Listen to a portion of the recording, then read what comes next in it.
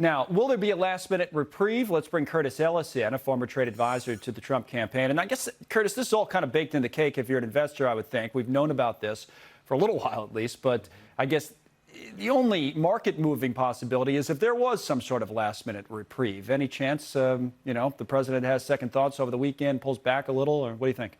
Well, I'm wearing blue, but I'm not holding my breath and turning blue, expecting a settlement here. This is a long-term problem. It's been going on for 30 years. It's going to take more than a few days, a few weeks, even a few months, and possibly a couple of years to solve this. We have to end a very dysfunctional relationship. Remember, when we opened up trade with China, we were told Chinese consumers would be buying everything we make and it would be great. Right. Now we're told, oh, we have to have a deal with China because China's making everything our consumers are buying. So this thing has gone terribly wrong. It brings up a larger point, and it allows me, Curtis, to kind of shamelessly plug a special we have planned for this weekend. But what you were saying is one of the things we talked about. This is going to air. It's called The Challenge of China for the first time, 9 p.m. on Sunday, as some of my reporting from earlier in the year in China as part of the special, but also a conversation with experts that touches exactly on what you're saying about how people have really changed, Americans, their views of China over the years. I want you to take a listen to a clip from that special, and then we'll talk about it. Here it is. Mm-hmm.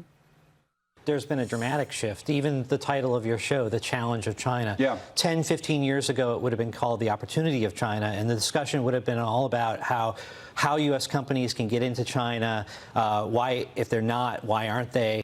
And Patrick Travanik, not the only one who feels that it's not that type of discussion anymore, Curtis. The question is, when we come through all of this, what does it all look like then? Is it as simple as a trade deal, or things, in your view, kind of changed forever?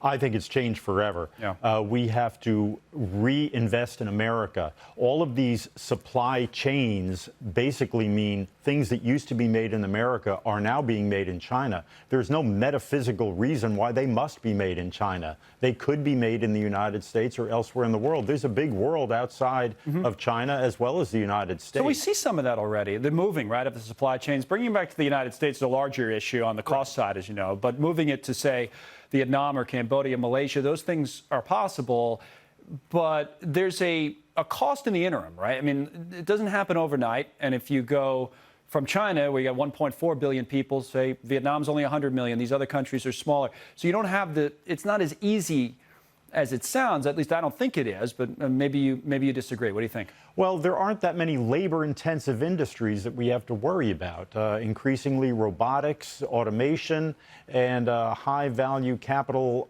investment will take care of the work. So you have India with over 1 billion people as well for some of these capital-intensive industries. But there's no reason that we need to be making things and investing in a totalitarian regime which really wants to see the extermination of private property, free enterprise, and the American way of life. Right. So that's the context that we need to be viewing this in. All right, Curtis, always good to have your insight on these issues. Thank you for coming on. One more mention.